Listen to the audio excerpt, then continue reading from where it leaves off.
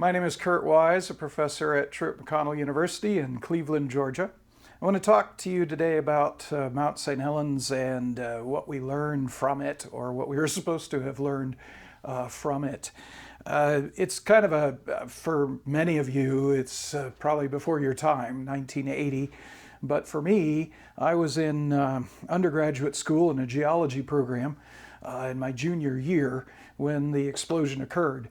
And it was a very exciting event for me. I learned a lot of geology because of Mount St. Helens. So before the eruption, 1979 and before, Mount St. Helens was known as America's Mount Fuji. It was a almost perfectly shaped volcano that people would think of sort of stereotypically as a volcano. A beautiful location, oft visited for the lake experience right beneath the mountain, and just a wonderful place to visit. What happened on March 20th of 1980 is an earthquake, not a very strong earthquake, Richter 4.2 on the Richter scale, something many people wouldn't actually feel at all, but seismometers did.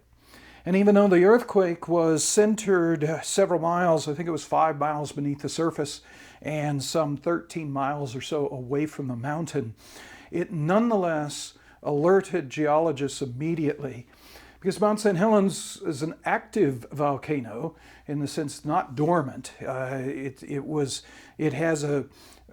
had before that an eruption history of every couple hundred years, and it had been a couple hundred years since it had erupted.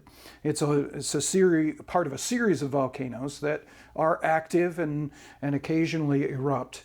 And this earthquake, though it was small and some distance away from the mountain, it was most probable that it was alerting us to the fact that lava was moving towards the mountain and would soon lead to an eruption. One day later, the next day, there were actually several earthquakes that occurred, each one moving closer to the mountain. By the following day, there were several earthquakes an hour, and the earthquakes had moved to underneath the mountain and were moving up towards the center of the mountain. By March 27th, 1 week, just exactly 1 week after the first earthquake, we entered a system of what are called harmonic tremors. These are about 20,000 earthquakes a minute, or an hour, sorry, 20,000 earthquakes an hour that indicate that lava is churning, rolling, and it was directly underneath the mountain. There was no doubt in anyone's mind that Mount St. Helens was about to erupt. Within a couple days, there was in fact a small eruption. Ash cloud on the top of the mountain could be seen, and it left behind a bit of a crater on the top of the mountain. Also, the ash also on top of the snow cap.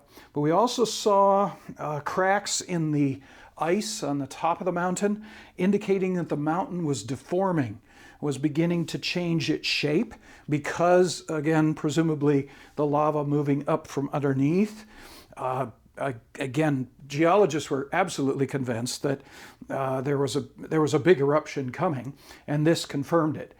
The United States Geological Survey set up a temporary trailer in Vancouver, Washington, the closest large city to Mount St. Helens, and began monitoring the mountain. I couldn't help, but I had to take a picture of this. You go inside that trailer, and on the wall is this volcano control sign. How ironic, because we can't do a thing about controlling volcanoes. The best we can do is control people, but we can't even do that very well. What they began doing is they set up seismometers on the mountain. Here, this machine here, which was in that trailer, is monitoring 3 different seismometers. When you use multiple seismometers, you can locate individual earthquakes in 3 dimensions and determine exactly where they're at. What would happen is some 45 seismometers, as I remember, were focused on the mountain, brought into the area surrounding the mountain. It became the most geologically studied volcano in history very quickly. Also, what was set up were tiltimeters, and you see on this wall bank, again in this trailer, are being monitored 4 of them. These paper, tick paper coming off of them. What these things are lasers that are set on the valley, on the other side of the valley from the mountain in various positions. Lasers shoot to a mirror set up on the mountain and shoot back to a detector. And the idea is that these lasers can detect small changes in tilt. So they're called tiltimeters.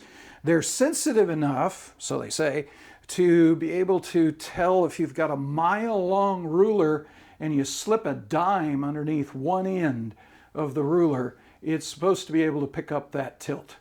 I'll comment on that in a little bit, kind of the irony of what was set up. Again, several tiltimeters set up to make sure we understood exactly what the mountain was doing, how it was being deformed by the by the lava. And then, of course, what was also done is the USGS government began getting residents out of the area. A study that had been done less than 10 years before, actually I think it was only about 4 or 5 years before, had actually, it was a dissertation, somebody actually figured out what the risk would be if Mount St. Helens actually erupted. Now, the assumption that the person made in making this risk assessment was that the eruption would come straight up from the mountain. But based upon that, the USGS set up 3 zones, a red zone, maybe it was just 2, red zone and a blue zone, I remember. In the red zone, a certain few miles away from the center of the mountain, everybody was to be evacuated and no one was to be ever let into that region once they had been evacuated. The blue zone outside of that, which went out for some 13, 14 miles, was they evacuated the residents, but they allowed people to come in to visit the mountain. Geologists, for example, and even spectators, if there were conditions. If you came in and always maintained visual sighting of the mountain, and you were able to get out of that area in 20 minutes. They figured that that would be safe enough if people could see the eruption and skedaddle out of there, get out of there before the negative effects of the eruption got to them. And again, that's going to be important in a moment here. Meanwhile, the mountain continues to deform. The deformation that we saw on the 30th of March with the crater and the Bergschrund breaking on the glaciers was followed by this particular crater increasing in size, a second crater showing up, further breaking of the top of the mountain, and this is in the matter of days, to where we have a huge, the 2 craters actually came together in size. Here's a plane for scale. There's clearly a very serious major deformation of the mountain. And they almost missed it. The irony that I spoke about before is it turned out that the tiltimeters which were set up on the mountain, they're made to determine a change in dip or tilt between 2 different positions. Ironically, what happened is they ended up setting each tiltimeter up on a piece of rock, if you wish, which crosses an entire valley. I mean, this is a huge area, where both ends of it moved at the same, up and down in the same way, no change in relative tilt. And they realized that when they looked at photographs taken from the ground, compared the photographs from day to day, that the mountain was deforming, but it wasn't being picked up on the tiltimeters. They quickly switched the tiltimeters to different positions and realized at that point that the north face of the mountain was bulging outward at 50 feet per day. It was like a pregnant, the normal angled slope was bulging out. And it was very clear at that point that we had a very serious problem. The eruption was probably about to come. That leads us to May 18th, 1980. Here's a picture of the sunrise over the mountain at 17 seconds after 8:32 a.m. on Sunday, May 18th, 1980. There was an earthquake which was located at the base of that bulge, that pregnant bulge on the front of the mountain, the north face of the mountain, which broke the rocks which were holding that bulge in place, which then immediately that bulge then began sliding down the side of the mountain. A half cubic kilometer of rock basically kind of liquefied and began a slide. This is a picture taken by there's a plane flying around the mountain at this point. And fortunately was in just a perfect position. If they had been even 2 seconds behind, they would have been blown out of the sky by the subsequent eruption. But as it turned out, they circled the mountain and went on to the safe side of the mountain just in time. But the photographer took a picture here. Here is that double crater, which can't even be seen as two craters anymore. Huge deformation of the top of the mountain. And what's happening is we're seeing rocks that are falling off the edge of this precipice. And this part of the picture, this whole area, the bulge, is liquefying and moving out of sight. So he took this picture probably 2 seconds after this particular time, somewhere around 19 seconds after the 2 seconds after the earthquake. And we've got rocks falling down here and then the beginning of the avalanche. And here's the next photograph taken from so the bulge that was up here has already moved down the mountain. A half cubic mile of debris is sliding down the side of the north face of the mountain. By the time it reaches the bottom, it's going to be moving at about 200 miles an hour causing some other problems and issues. Here we see a side view taken from some 12 miles away by a person who's taking some last-minute shots and fortunately got out of here because the subsequent photographs are going to see the eruption come straight towards him. And he jumps into his car and tears off down the mountain and just barely got out alive. But he did get these spectacular shots of, and this is a protrusion on the side of the mountain that was there before the mountain erupted. So we have it for scale. The bulge was behind that, and already the bulge has moved down and is disappearing out of sight.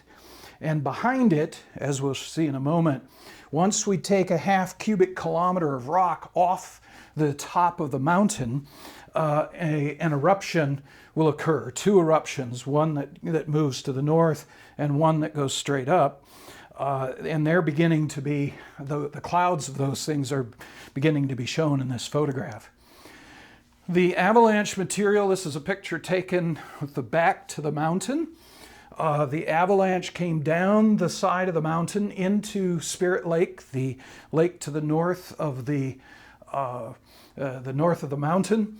The material goes in, fills that where the lake was, with 700 feet of debris, and a bunch of it continued on up in the valley on the other side. So this is going to create a dam that will hold back the lake.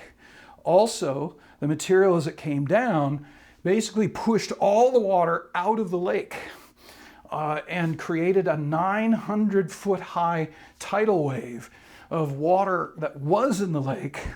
It scrapes everything off the side of this valley over here, and by the time the water comes back down, it's now 250 feet higher than it was before, because a bunch of this avalanche material is filling that lake basin.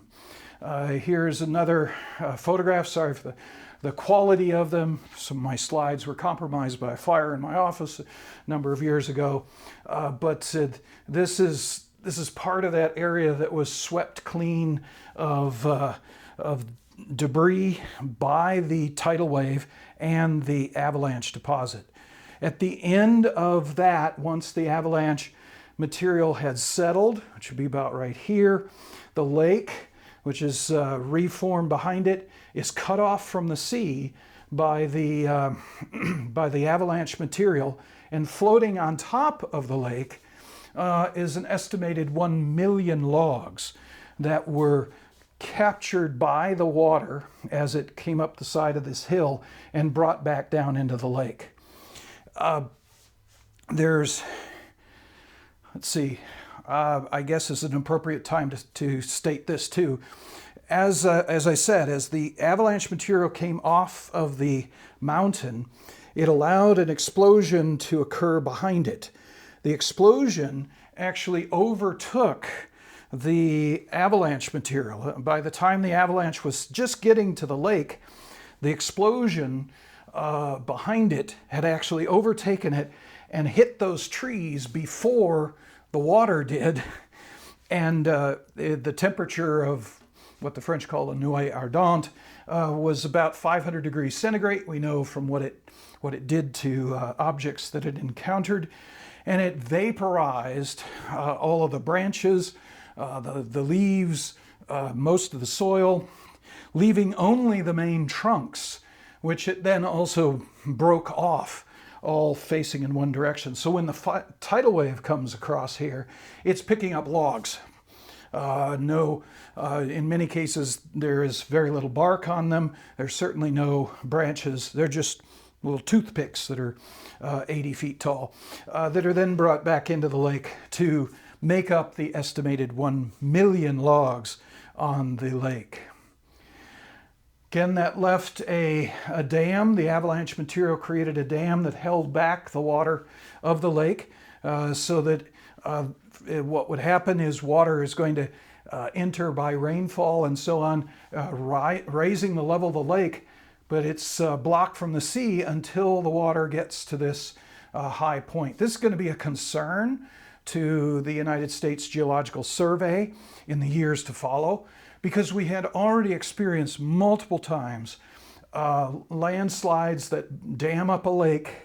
The lake then takes years to work its way up to where it can top the dam, and when it does, it takes out the dam catastrophically and kills lots of people and destroys cities. So this is going to cause, in the years to follow, the government is going to say, hey, we can't let this lake build up to the point where it comes back over the top of that dam. So they begin, soon after the eruption, a drilling project that drills 3 miles through a mountain over here to intercept the lake and drain the lake out to avoid the lake taking out this dam and making further destruction downstream. And we're going to come back to that in a moment, the consequences. So here's another picture looking from towards the mountain. You see the missing material that landslided down the side of the mountain, and then the avalanche material that filled the valley and blocked the lake behind it.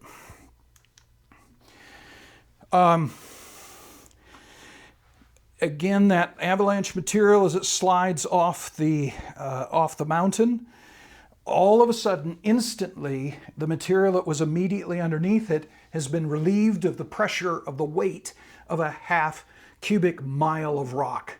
So pressure drops catastrophically, And it allows for what's underneath, which was full of water, which was heated to a temperature of about 300-400 degrees centigrade, and was not in the form of steam because it was being held in place by the rock above it under such pressure that it was actually water, under very hot water under high pressure.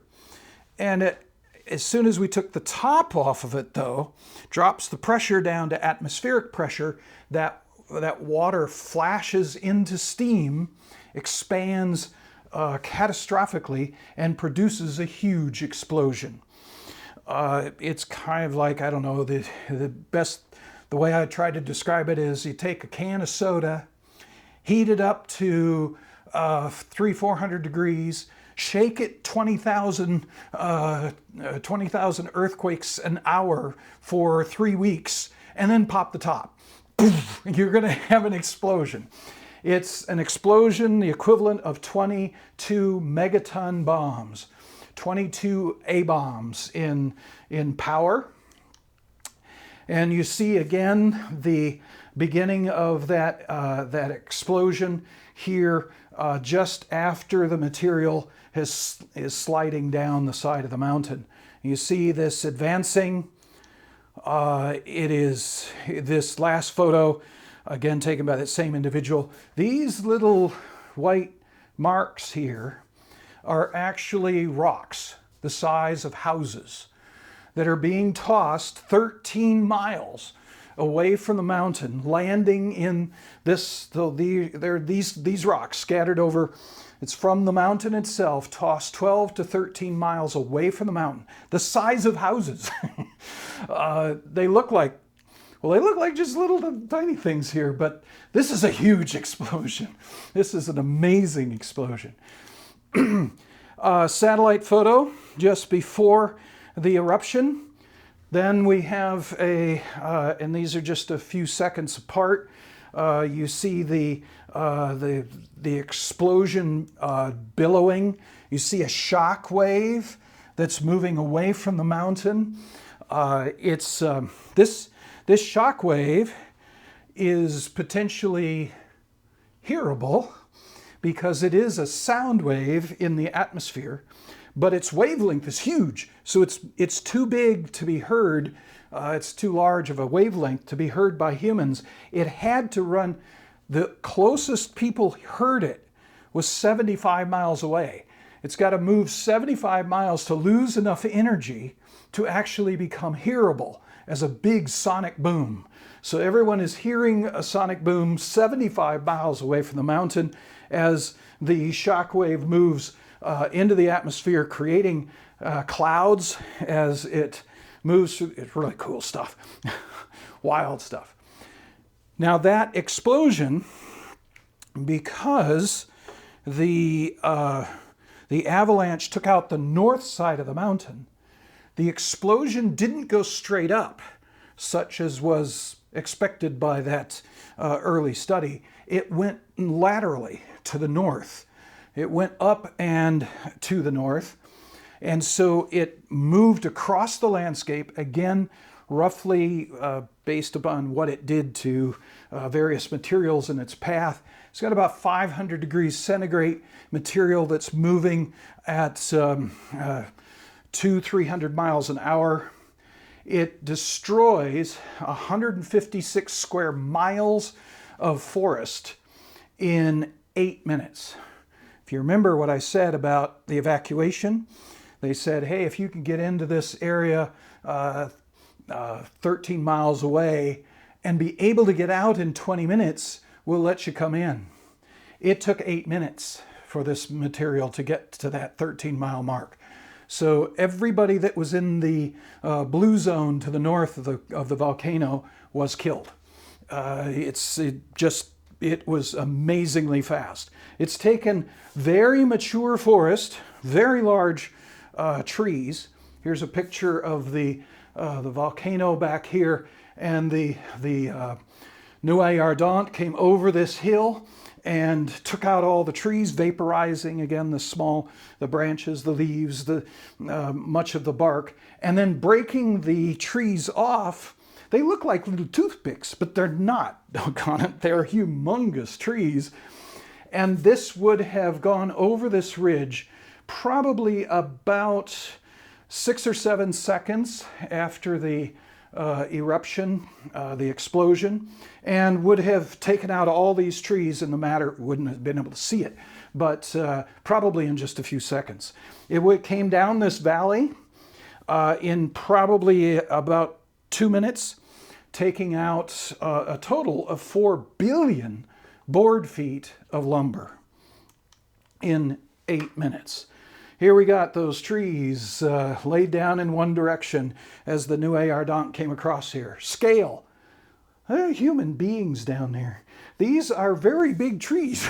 These are not, they look like toothpicks, but they're not. It's an awesome event. Picture before Mount St. Helens erupted from the satellite. The red would be indicating vegetation, mostly trees of different types. Here's Spirit Lake off to the north of the mountain. And this is what 8 minutes after the eruption it looked like. It had wiped out 156 square miles of forest. The blowdown, these are pictures taken soon after the eruption. I mean, it shattered trees, breaking them off, flipping humongous vehicles over, log moving vehicles over.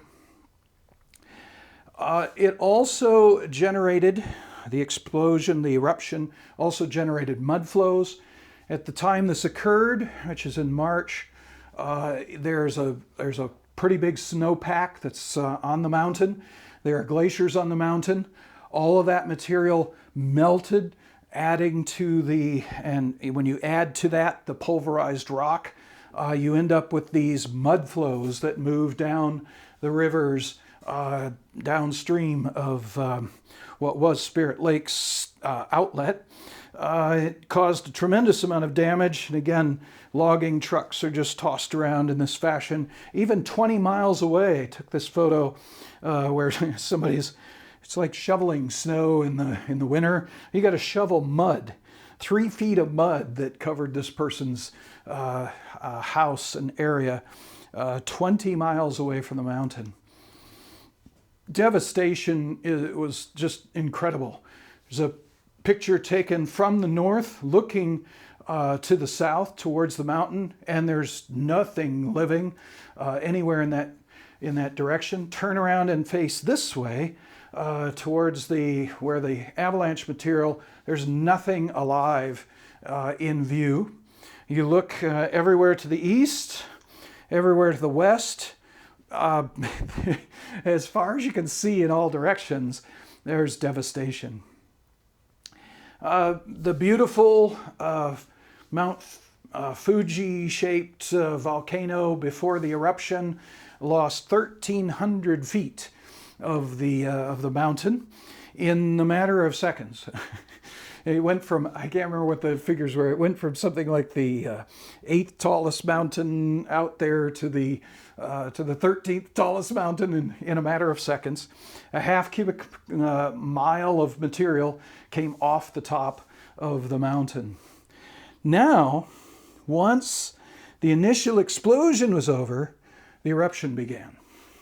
At this point, then, the main eruption of Mount St. Helens proceeds. It goes vertical.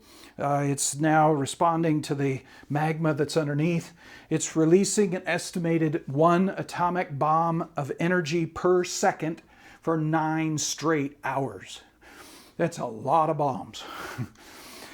Here again, a satellite photo after the initial shock wave has dissipated. We can see what the eruption is doing is it's taking rock, pulverizing it into microscopic dust and tossing it 60,000 feet up into the atmosphere. And here we see that dust plume directly over the mountain. Then the westerly winds began blowing it across the state of Washington, into Utah, and into Montana, producing an average of about 3/8 of an inch of dust over that entire region. The city of Yakima, I think it's 50 miles to the east or something like that of that. At noon, the street lights come on because the ash is blocking and obscuring the sun, and of course does a great amount of damage at this point. There's a total of 57 lives are lost in the process. Now, one is a resident, a famous individual, got the same name as a former president, but he's not Harry Truman, the former president. He's Harry Truman, a resident that lived right on Spirit Lake. He's can see the mountain from his porch. He refused to move. He refused to be evacuated. He said he's an octogenarian. He says, she's been there for my entire life. She ain't blown up until now. She's not going to do it now. There's some colorful language that I took out of what he was saying there. But he believed that in his lifetime and his parents' lifetime it hadn't exploded, so it wasn't going to explode in his lifetime. That's a warning to us, by the way. That's what people are going to do in the end times. It hasn't done anything in my generation or previous generations, so it's not going to do it now. God isn't going to come back. The Lord isn't going to come back. But the fact is that just a few seconds after the initial earthquake starting this, that avalanche material came right on top of him. I mean, he was dead within seconds of the beginning of the eruption. There's also one geologist who had stationed himself to observe the mountain. He was on the he was on the hill directly opposite the mountain on the north side, and he had said himself when he was visited by a couple of days earlier by an interviewer that if she explodes, I'm dead. That's all there is to it. And we know the exact time of the eruption because he picked up his microphone and says, Vancouver, Vancouver, this is it. And that was the last we heard of him. He was literally blown off of his ledge there. There's also 55 others that were photographers, curious observers that were in that blue zone. This was a couple, two people, man and a woman, in this truck. The truck is faced directly towards the mountain. They were obeying the rules there. The man's got a camera sitting on a steering wheel, and he's obviously taking a photograph of the explosion as it occurs. And they were boiled alive, 500 degrees centigrade, nuée ardente, and dead within seconds. Following the eruption, the big crater that was the place where that half cubic mile of material slid off, it began growing a lava dome soon after the eruption. And that lava dome would be kicked out by a subsequent eruption. Another lava dome would come in. This is about 700-foot high lava domes. Kind of hard to tell from scale. I think something like 5 of these things in succession grew in the middle of the volcano and then were kicked out by smaller subsequent eruptions.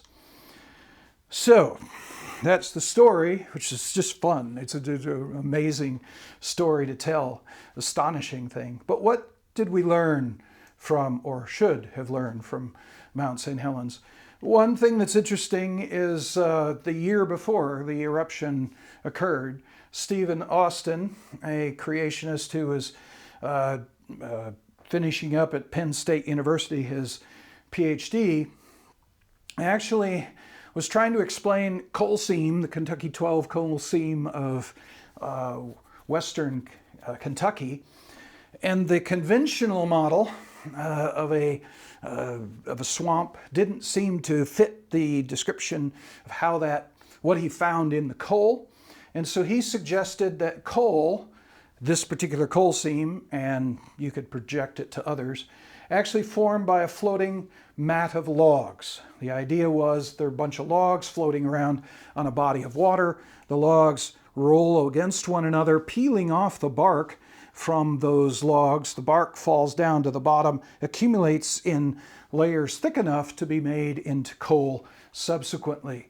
And Steve Austin defended that dissertation less than 1 year before Mount St. Helens produced a log mat of 1 million logs on Spirit Lake. Hey, it's a field test of his hypothesis. And of course, he had to go into the lake, dive down to see if in fact there's bark, because we got all these logs floating on the surface. The logs would roll against one another, should, according to his theory, peel off the bark. The bark should accumulate at the bottom of the lake, and perhaps that could at some point be formed into coal.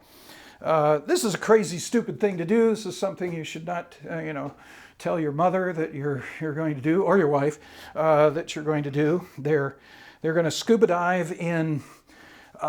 It's about 38-degree water. The visibility is less than 12 feet. It's kind of like, Steve described it as kind of like iced tea in composition. And he's going to go nearly 100 feet down to the bottom. Absolute darkness. And you got an active volcano behind you that this lava dome here is not long after this picture is taken. An eruption is going to kick that lava dome out into this location and would kill anybody that would be doing this. Plus, you're diving under a log mat with these logs vary up to 4 feet in diameter.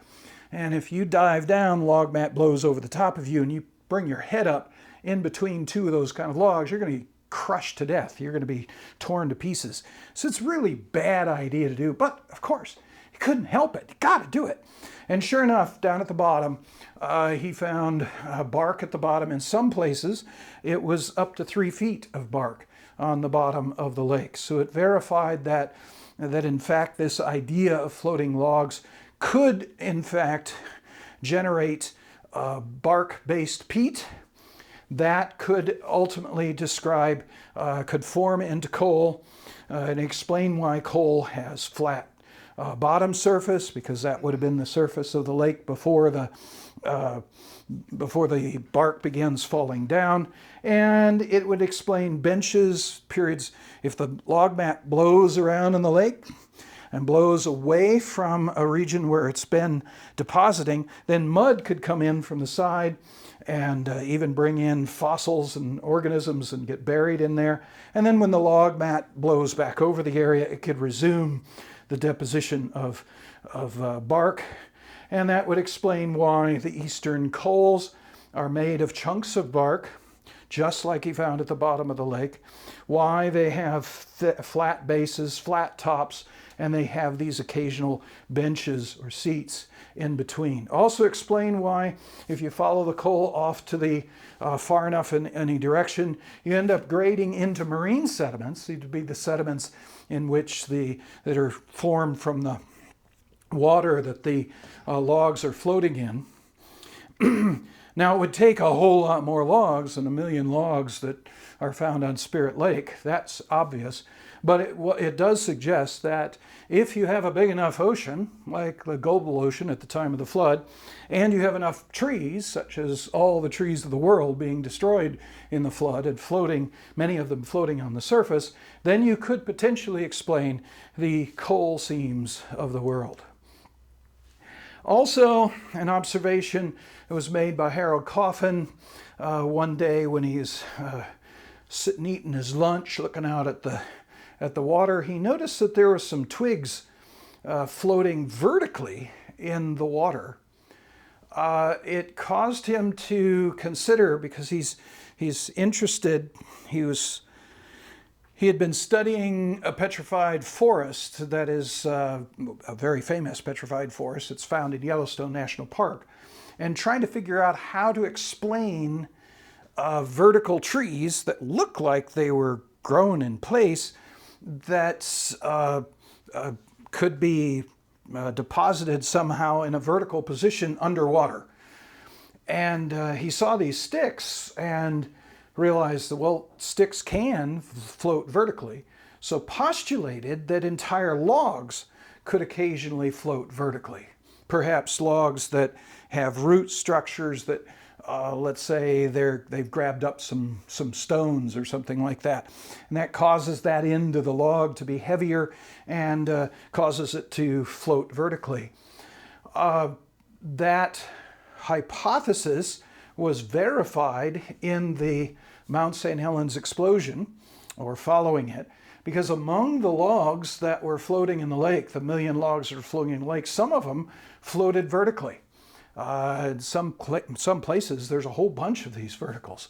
And again, Steve Austin Diving has got some pictures of these floaters. Some of the floaters you can't even see at the surface because they're floating beneath the surface, but they're floating vertically. And so the idea that if you, again, have enough of these logs, that a bunch of them would float vertically and get waterlogged, fall down to the bottom, and remain in that vertical position while they were buried.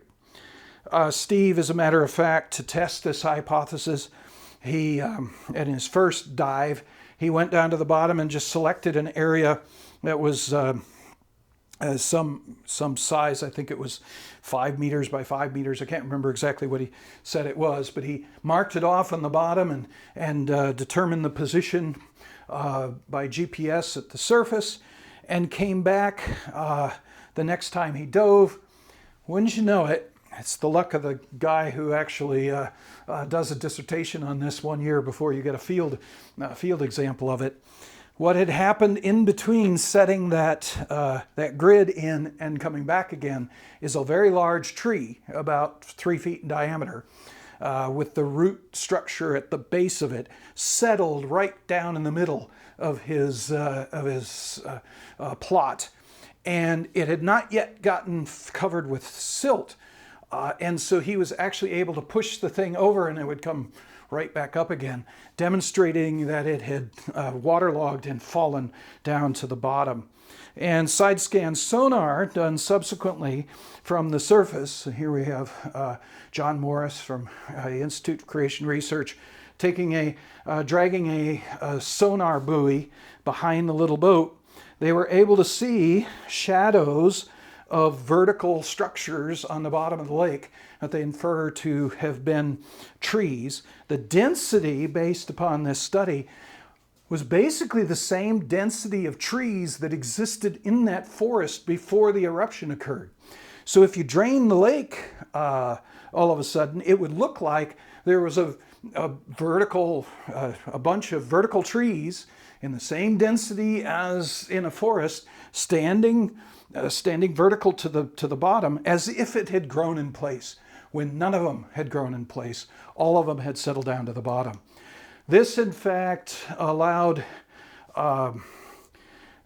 Steve Austin and Harold Coffin to go back to the Petrified Forest in Yellowstone and suggest that those vertical trees there were not necessarily grown in place, but in fact had floated in place, had dropped down, being waterlogged in a body of water. And there are in fact many evidences that have been found in these sediments, including the fact that they're found in volcanic sediments, that are consistent with this hypothesis and allows this deposit to be reinterpreted in a catastrophic fashion rather than a traditional fashion.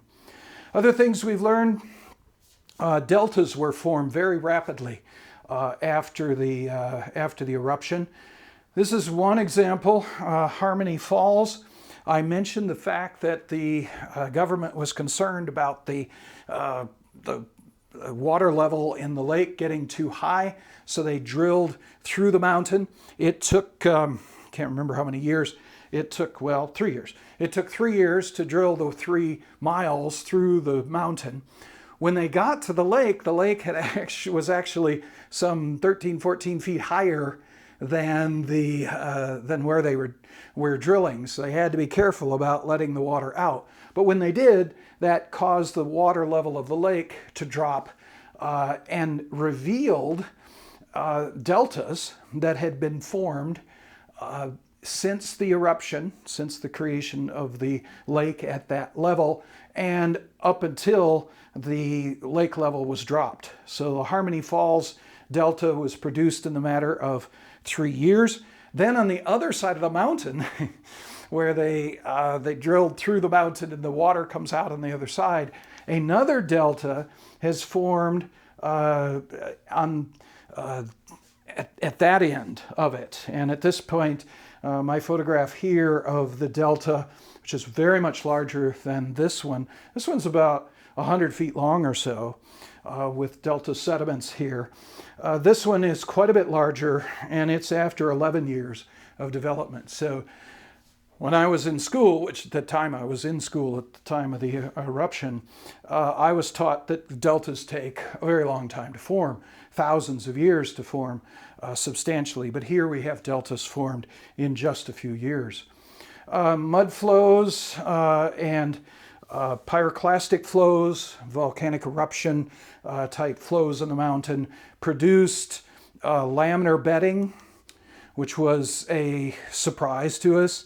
I love this particular photograph I took because when I looked at it the first time, got back and looked at my slides, I thought, wow. In fact, I saw it, that's why I took the picture. But it looked just like a slide I had been shown on a final exam in one of my geology classes. The professor projected the slide up on the screen, looked very much like this, and asked us to interpret the sediments. And what I did is I interpreted it the way I'd been taught to interpret it.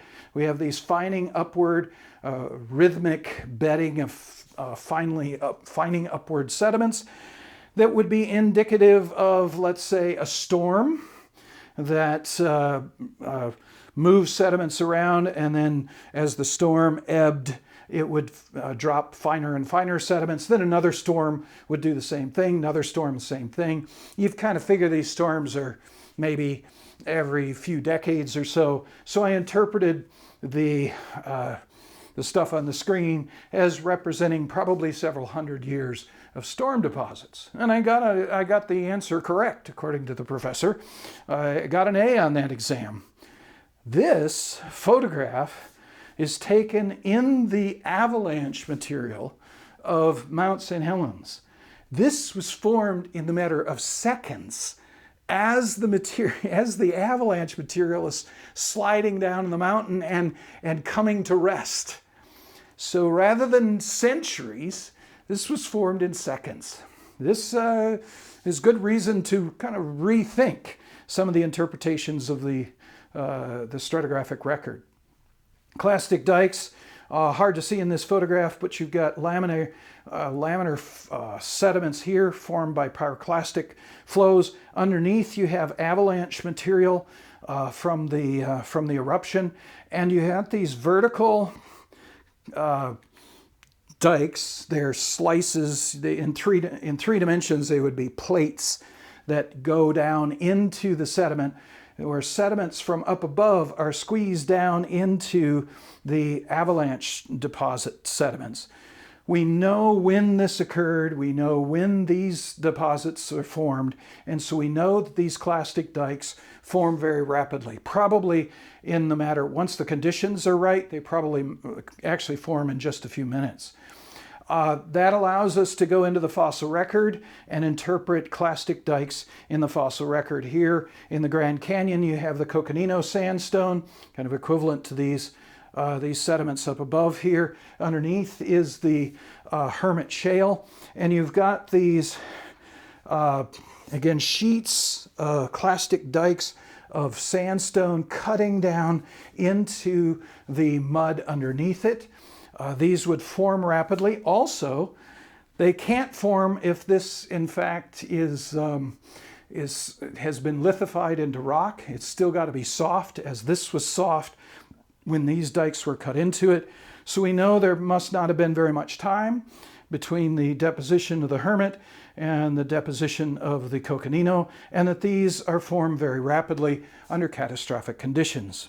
Interestingly enough, in this case, if you trace these formations to the south, you find there's 700 feet of sediment in between these two. And so that would suggest the 700 feet of sediment is formed very, very rapidly, not slowly, in order for this material still to be soft and available for making clastic dikes into it. Another thing that was interesting at Mount St. Helens is in the process of, how do I say this? As the avalanche material came down the side of the mountain, it didn't just carry rock, it carried big pieces of the glacier that was on top of it and carried it down with the sediments, burying these huge glacial pieces in the avalanche material, which was hot. And so following the eruption, every place you had one of these buried pieces of ice, the ice is being melted and vaporized by the hot sediments around it. And you get these steam explosion pits that would erupt, if you wish, as long as there was still ice down there. Leaving behind, the pit itself would then collapse, taking the place of the glacial ice, pushing the water out, and leave behind this interesting, we call valley and rill topography that's characteristic of the Badlands, for example. And it was, again, I was taught standard procedure to say that this kind of complicated topography forms by water at the surface eroding canyons over very long periods of time, especially in places where rainfall is not common. But here, these things were formed in the matter of days. So what we traditionally thought could only be formed in decades or centuries formed in days at Mount St. Helens. We also saw canyons being formed quickly. We saw canyons. This is Engineers Canyon here. It's about 100 feet deep. It's formed, we know, by a mud flow about 2 years after the eruption that cut this whole unit in the matter of hours. We didn't actually see it because it's occurring during a storm, but we know when it wasn't there, and we know when it was there, and we can infer when the canyon was formed, and almost certainly it's formed just in the matter of hours. Now that's in soft sediment, not too much of a surprise perhaps, but what was surprising is we found a number of canyons that were carved out through solid basalt in the matter of days. These would be not one but several mud flows that would cut through the rocks and up through as much as 700 feet of solid basalt, which is a really hard rock, in a matter of just a few days. And this is, there's another one I should put in here. This is a really bad photograph, partly because of the conditions. Steve Austin and I were leading a tour on the front face of the mountain in a pouring rainstorm. Not always are the conditions best when we're trying to look at things, but this was a stream that's only about 1.5 foot wide or so. The stream dropped off of a basalt lava flow and cascaded down and then made its way down from there. We dropped into the little canyon and wanting to cross that stream to go on for other things. But as we watched it, the stream was pulsing, so it would be a 1.5 foot wide. Then in about that much time, it would swell to about 3 feet wide, and then it would come back again, and it was solid mud. And when you dropped into this canyon, there was a sound that was deafening.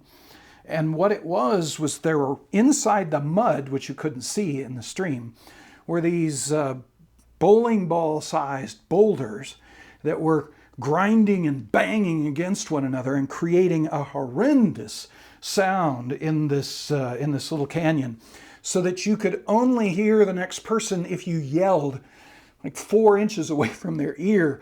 It was so loud. Not only that, but these boulders that filled the stream itself supported an occasional 2 to 3 foot diameter boulder that floated on top of this thing as it went down. And Steve and I looked at that crazy thing and we're thinking, if we didn't have these people with us, we'd just jump right on across and we'd go where we wanted to go. But we're a little bit concerned that not everybody could cross. If you did something wrong here and slipped into this little tiny, you'd be ground into dust in no time at all. So too dangerous to continue. We ultimately decided, we ate our lunch there and finally decided to turn around and go back. But while we were there, which was about 45 minutes in the pouring down rain, I kept a careful watch on where the water cascaded down here and watched in 45 minutes those boulders and mud erode 6 inches of basalt out of existence right before my eyes. That was cool. I'm sure it was really cold, actually, about 38 degrees or something like that. It was quite miserable conditions, but I'm really glad I experienced it because I've never seen erosion like that fast through solid rock. So we've learned how rock can be eroded. Sediments can be eroded fast, maybe not too much of a surprise, but even rock. And producing structures that are very similar to the erosion structures that we see making up the Grand Canyon. For example, I was taught in geology that the slower the water moves, the more it winds. If you backpedal on that, you say, well, that means the faster it erodes, the straighter it is. Except that what we've learned, there's a picture from Mount St. Helens itself, that very fast eroded canyons and gullies actually take a zigzag path. They don't have a curved path, they have a zigzag path.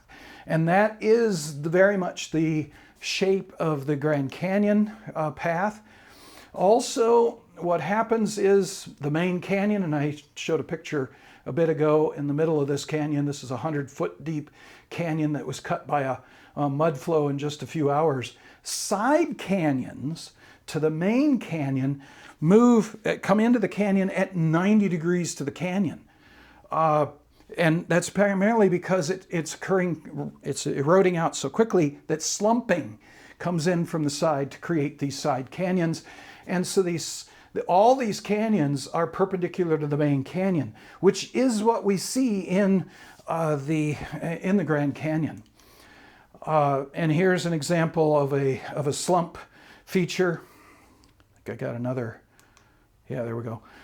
Where the sediments that were up here slumped down, this whole piece slumped down, and then if we have water running through this canyon, it then takes that quickly away, and that's how you can have actually very quick erosion perpendicular to the main axis of the canyon. So we learned a mechanism of canyon formation that we were unfamiliar with. Another thing we learned at Mount St. Helens is following the eruption itself, the devastation that I pointed out. It's amazing how fast organisms came to repopulate that area. These are some pictures taken up to 14 years later. We've got trees coming back in the midst of the trees that were broken down, flowers specially designed for the recovery. We thought we estimated initially that 50,000 elk were killed in the 156 square miles. That would be about the elk population that should have been in there. But censuses taken later indicated we only lost about 15,000 elk, and that the night before the eruption, residents that were outside that zone were awakened in the middle of the night by huge numbers of elk that are moving through their property directly in the opposite direction from the mountain. So somebody, I think they're God, warned these elk to move out of the area the night before the eruption. But we still lost roughly 15,000. But what immediately happened thereafter in watching the elk population is that the number of triplet and twin and triplets produced more than doubled from what it normally did. So within just a few years, the elk population had been restored to its pre-eruption levels, and then the twin and triplet frequency went back down to normal. So there's some sort of built-in mechanism in organisms to allow them to recover from catastrophes that we got a little bit of insight into at Mount St. Helens.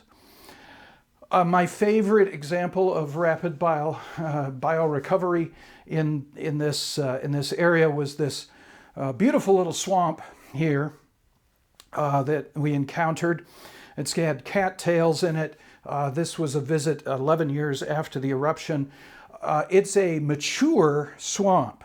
There were prints of deer and look like coyotes and all sorts of plants, very high diversity, wonderful place. But where is it located? It's located in the middle of that Engineer's Canyon, and it was eroded out 2 years after the eruption. And so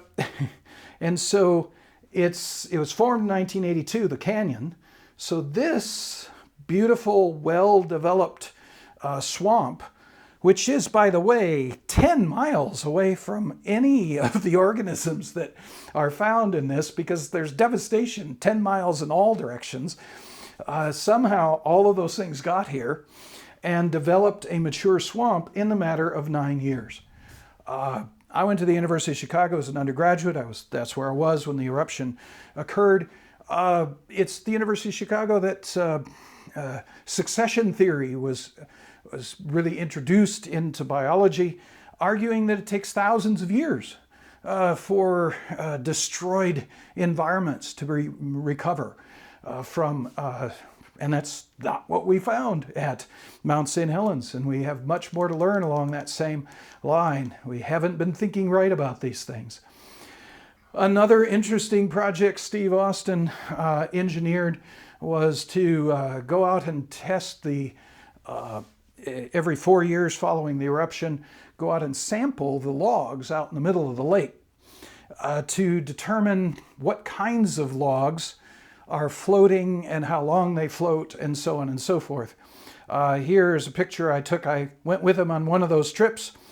And this is, again, one of those things you should not tell anybody. Don't tell my wife that I did this. Don't tell my mom that I did this. There were 3 people in this raft we carried down to the lake. There were holes in the raft. So one guy here is, he's got his shoes off. It's cold. It's about 40 degrees or something like that. He's got his shoes off, and he's got a finger in, each hand has got a finger in a hole and a toe, and each foot is in a hole. Another guy is pumping air into the thing as rapidly as possible, and a third person is trying to row a half mile across the lake to these big logs. And then, if that isn't bad enough, of course, what are we doing? We're doing this with Mount St. Helens in the background. There's a lava dome in there that just 6 months later comes out and destroys the area we're going in. So this is not good. Plus, if that isn't bad enough, one of the guys in one of the boats has a very sharp hatchet. Not a good thing for a rubber boat. And he is being brought out to the logs, and he'll reach out and chop into the logs to identify the species of logs, and we carry them from one place to another. Plus, the huge logs. You can't see it from a distance, but the logs are bigger. They're a bigger diameter than our raft is. So if we ever maneuver in between 2 logs that come together, we're again squashed and ground out of existence. What was interesting about as crazy as it is, the results were really interesting. There's a wide variety of trees that existed in the lake that floated in the lake right after the eruption, but the variety dropped. So by the time the last, I think his last one was 12 years after the eruption, there's only one species left. So that different species of trees have different float times. And he was able to estimate half-life float times for the various tree species. And there's only one left at the end, the Douglas fir. We estimate the float time for that tree is half-life, the float time, is 75 years. There's still almost 500,000 logs floating on Spirit Lake 40 years after the event. And there will be for a very long time to come. In fact, we estimate 75 years after the event, only half of the Douglas fir will have dropped down to the bottom. What that means is that if you are on the bottom, receiving the trees on the bottom, you're going to get one species of tree at one level, and then as time goes on, you're going to have a change in the species of trees, which interestingly enough corresponds to the order that trees come into this area's community through time. So the very first trees are the ones that actually also turn out to be the ones that fall out first in the lake. So that if you, after all this was done, you drained the lake and looked at the sediments, it would look like an ecological succession of trees. That in fact wasn't at all true. It was one group of trees living at one time, but they get separated in the water by differential flotation times. Really, really interesting research. Another consideration here that's important, besides what we immediately learned, is let's put it into perspective of the world. Where is Mount St. Helens among volcanoes? Mount St. Helens took 1 cubic kilometer of rock and made it into ash and tossed it up into the atmosphere. In the end, a total of 1 cubic kilometer, that's a lot, 6/10 of a mile by 6/10 of a mile by 6/10 of a mile block of rock that you pulverize into ash, toss into the atmosphere 60,000 feet. Where does it compare to other eruptions? Pinatubo, a really big one, pulverized 11 cubic kilometers. Krakatoa, 1883, a monster, pulverized 21 cubic kilometers. Tambora, we estimate from 1815 at 160 cubic kilometers of rock pulverized into ash. Vesuvius, Pompeii and Herculaneum, perhaps you're familiar with those. Those were destroyed in this eruption. 10 cubic kilometers of rock were pulverized. Santorini, possibly the end of the Mycenaean civilization, 100 cubic kilometers. Crater Lake in Oregon is, we estimate, 100 cubic kilometers there. Mount St. Helens is a little small, but it's within 2 orders of magnitude of the largest volcanoes we know of in the last 4,000 years. It's roughly like the volcanoes have been for the last 4,000 years. What about lava? All those lava domes that were produced, a total of about 20 cubic kilometers of lava was produced at Mount St. Helens. Here's another eruption at 13 to 15. A couple in Iceland, 20 cubic kilometers. Crater Lake, we estimate 46 to 58 cubic kilometers. That means Mount St. Helens produced about the same amount of lava as the big lava explosion eruptions that we know of in the last 4,000 years. So Mount St. Helens is kind of a typical, a little bit on the small side, but a somewhat typical volcano for the last 4,000 years. And the locations of those eruptions are here. They're in places where we believe the reason they're occurring is because ocean floor plates are subducting at centimeters per year underneath the continents, melting material which comes up to the surface and creates an eruption. So we think that all of these, the last 4,000 years, these are due to crustal plates that are moving at about centimeters per year. But let's go back before 4,000 years ago. Here's the ash produced, dumped out by Mount St. Helens.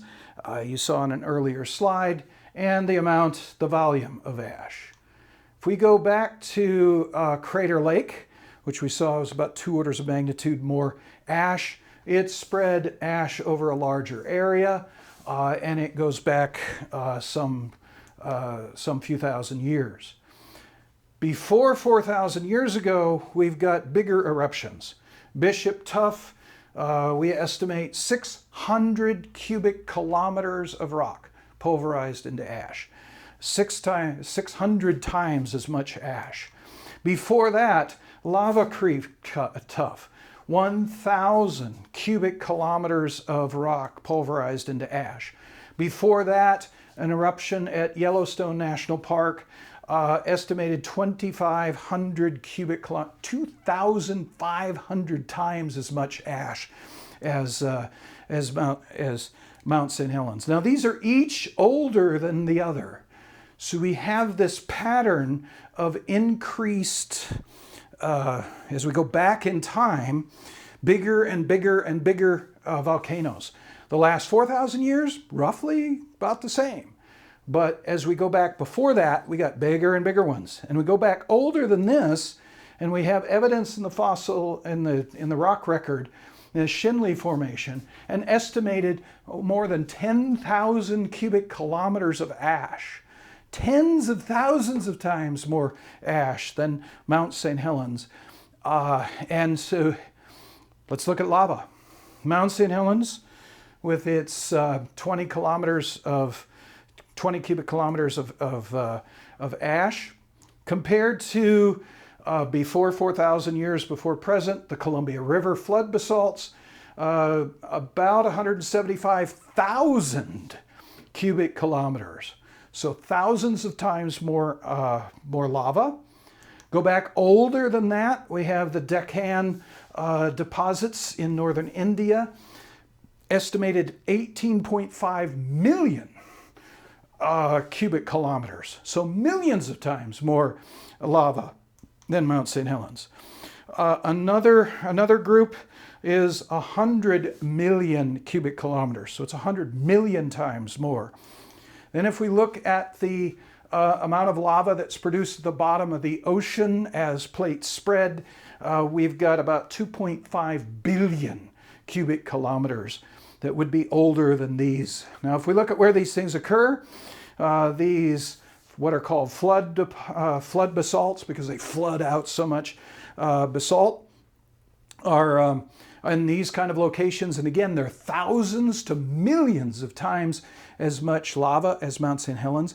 And by our best estimates, by the way, they're coming out at about the same amount of time in the matter of just weeks. We've got humongous volumes coming out. Where's this lava coming from? How does it get to the surface? Well, associated with almost every one of them are cracks. In Mount St. Helens, and we believe all the recent volcanoes are coming up through, the lava's coming up through old pipes. Pipes that were there before the mountain, or that actually generated the mountain itself. They were, again, pipes in the rock. In Grand Canyon, we have evidence of huge thicknesses of basalt that must be coming out of much larger fissures. And we have in both the Grand Canyon and Death Valley very large thicknesses of lots of lava. And they're part of what we call giant radiating dike swarms. If you plot the dike swarms on a map, a global map, you find that, for example, the Central American magmatic province here, there are dike swarms on North America. The next slide shows Georgia.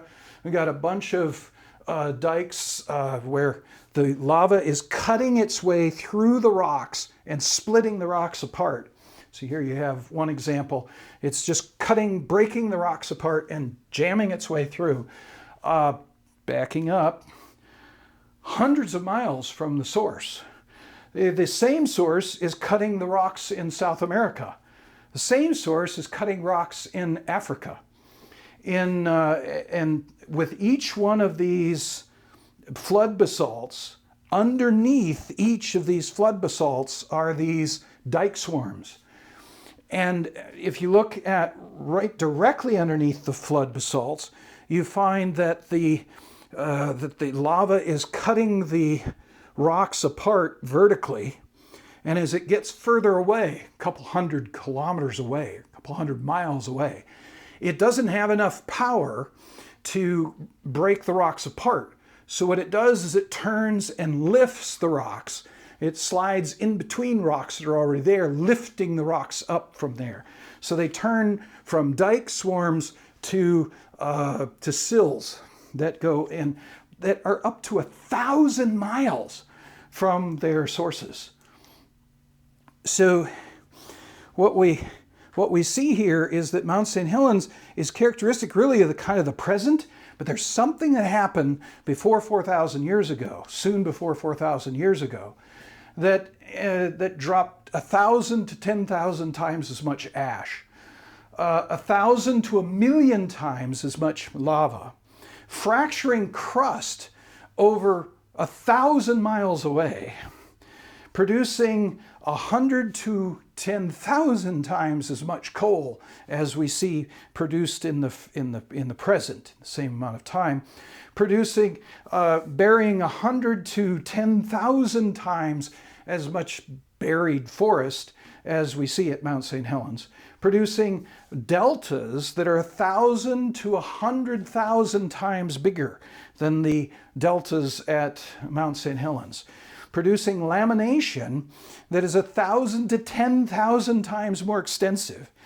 canyons that are 10 to 100 times deeper and bigger than the canyons at Mount St. Helens, and badlands that are 1,000 to 100,000 times the size of those at Mount St. Helens.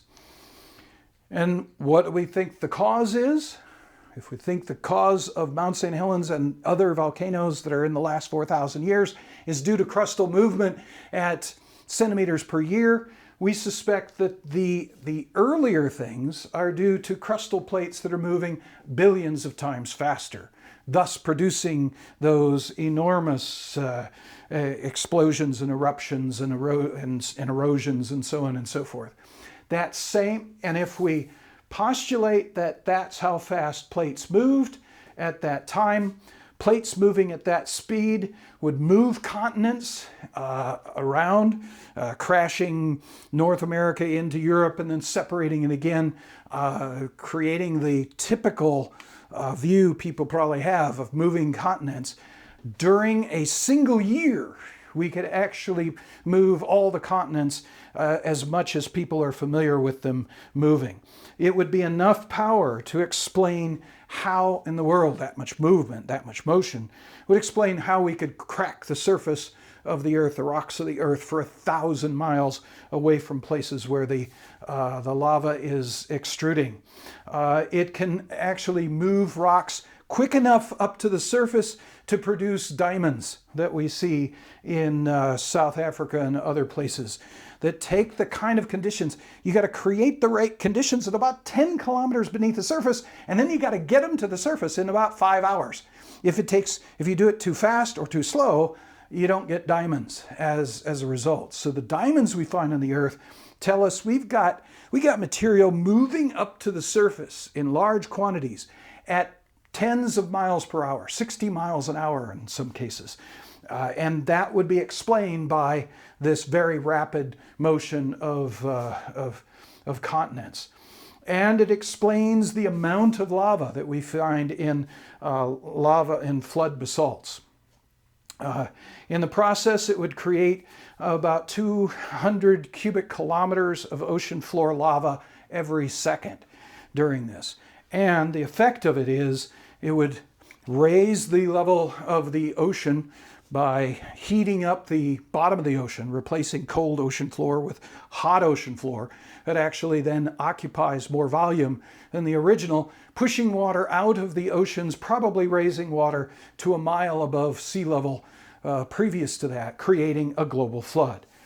So I believe the evidence we have at Mount St. Helens compared with this these older evidence would suggest there really is good reason to believe there was a global flood, covered this planet Earth, not too long before 4,000 years before present.